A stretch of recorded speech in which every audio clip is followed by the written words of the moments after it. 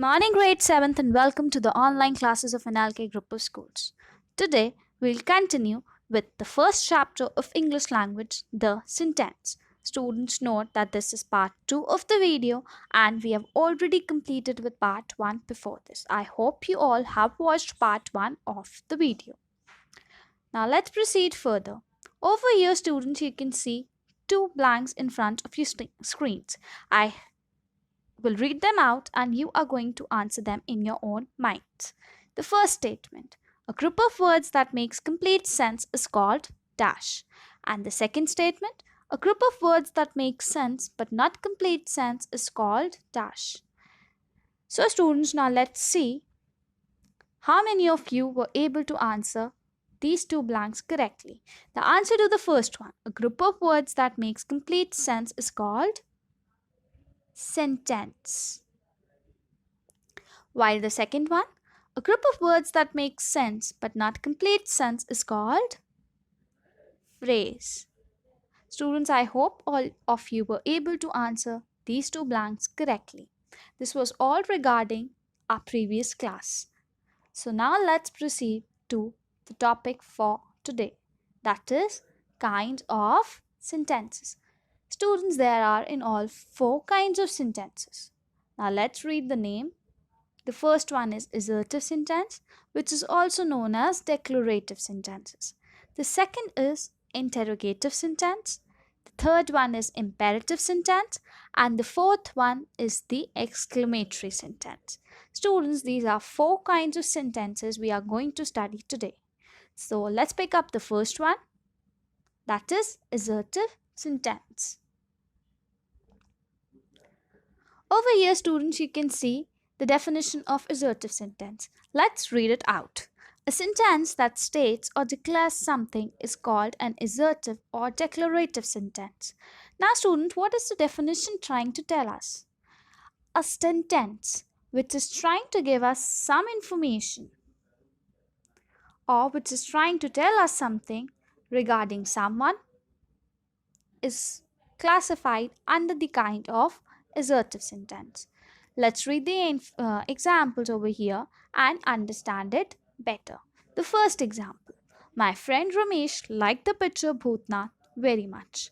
The second example, I did not like it at all. Now, students, in both the examples, we can see we are getting some kind of information. That is, in the first one, we get to know that Ramesh liked the picture Bhutnath, and in the second one, we got to know that he didn't like that act at all. Yes, students? Now let's move to this green line over here. An assertive sentence ends with a full stop. Now, students, the identification of an assertive sentence is a full stop. That is, at the end of the assertive sentence, we have to put a full stop.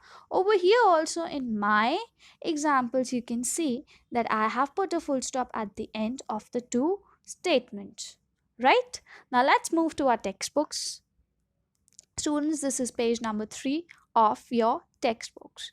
Over here you can see the 4 kinds of sentences I already told you about.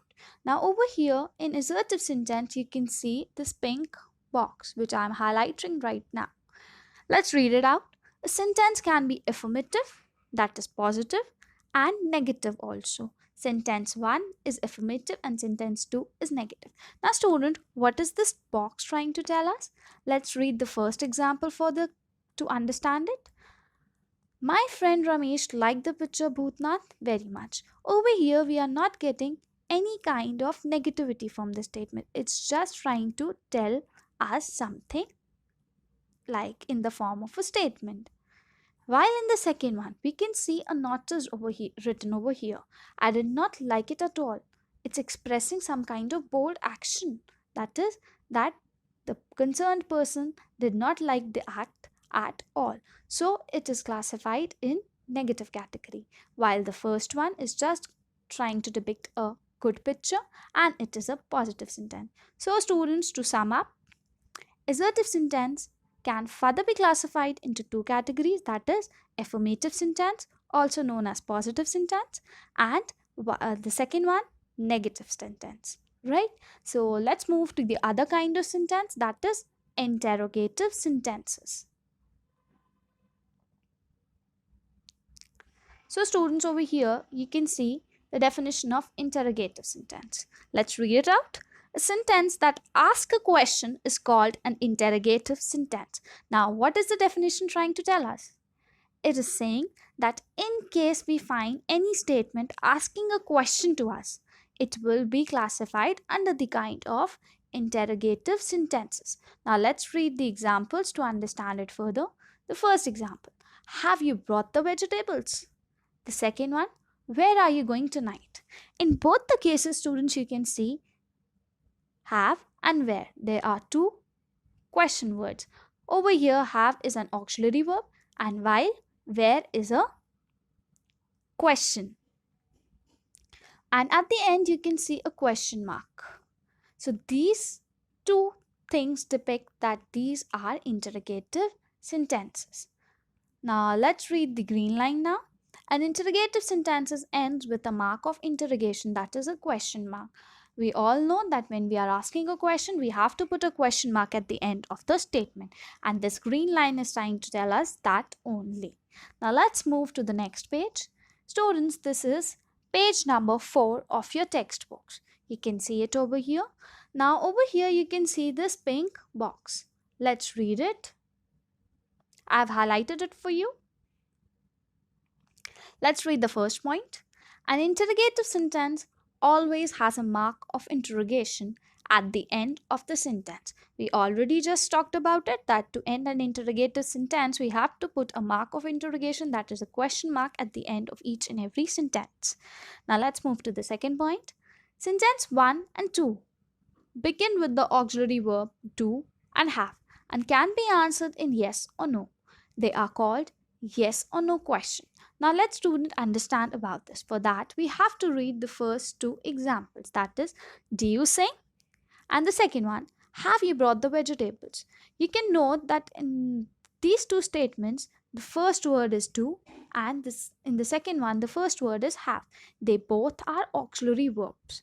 And students, you can also just notice that in both the questions, to answer the statements, we just have to give the answer in single word, that is yes or a no. Either the answer can be a yes or it can be a no. Do you sing? It can be answered as a yes or no. And the second one, have you brought the vegetables? You can just simply answer yes or no. So these kind of interrogative sentences are also known as yes or no questions. Now let's move to the third point. Sentence 3. That is, where are you going tonight? Begins with the question word. Over here, it begins with where. That is a question word.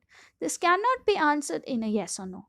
Can we answer it in a yes or no? No, we cannot answer it simply with a yes or a no.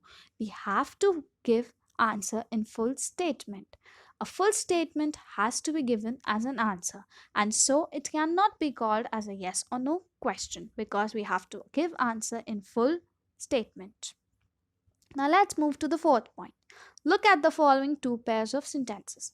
Let's read the A part and the two pairs in it. The first, I have finished my homework. The second one, have you finished your homework? Over here, students, you can just notice it that the first statement ends with a full stop and it is an assertive sentence, right? And in the second one, have you finished your homework? It's asking us a question. It is an interrogative sentence. Now over here, students, before I explain you something further, let's read the B part. First one, it was raining very hard. Second one, was it raining very hard? Over here also you can see that the first one is assertive sentence while the second one is interrogative sentence. Now students, in both these pairs we can see that the first statement is assertive while the second one is an interrogative one. Just identify that just changing the position of the verb over here, we have framed it in the form of a question. In the first one, have was there after the subject I, while in the second case, have has been shifted to the position of the subject, that is before the subject. Have you finished your homework? Now over here, it is in the form of a question. So, by just changing the position of the auxiliary verb before the subject, we can frame an interrogative sentence from an assertive sentence. Just understand it very clearly from the second one now. Over here, the verb is was and it is the subject in this case, right? Now, by just placing the verb before the subject, we have framed an interrogative sentence from an assertive one. Just see over here, was it raining very hard? So, just interchanging the position of the auxiliary verb before the subject, we can frame interrogative statements. Just read this last point. Notice that auxiliary verb is placed before the subject in the interrogative sentences. Right, students? I hope this much is clear to you. This was all about interrogative sentences. Now let's move to the third category, third kind of sentence, that is imperative sentence. Students, over here you can see imperative sentences. Now let's read the definition of imperative sentences. A sentence that expresses a command, a request, an advice, or desire is called an imperative sentence. Now students, to understand what the definition is trying to tell us, let's read out few examples. The first example, keep quiet. The second example, please bring a glass of water for me. The third example, you must exercise every day to keep fit. Fourth example, I wish I could go abroad. Now, students, over here in the first example, a command is being given, that is, an order is being given to keep quiet. In the second case, please bring a glass of water for me. Now, someone is requesting to the other person to please bring a glass of water because the other person is thirsty. Third one, you must exercise every day to keep fit. Just an advice is being given to the other person that if he exercises daily, he will be fit. Fourth one is just a wish being expressed that I want to go abroad. Now, students, I hope the definition that says a sentence that expresses a command, a request, an advice, or desire will be classified under the kind of imperative sentences. Before we end, let's read the green line over here. An imperative sentence ends with a full stop. Like an assertive statement, an imperative sentence also ends with a full stop.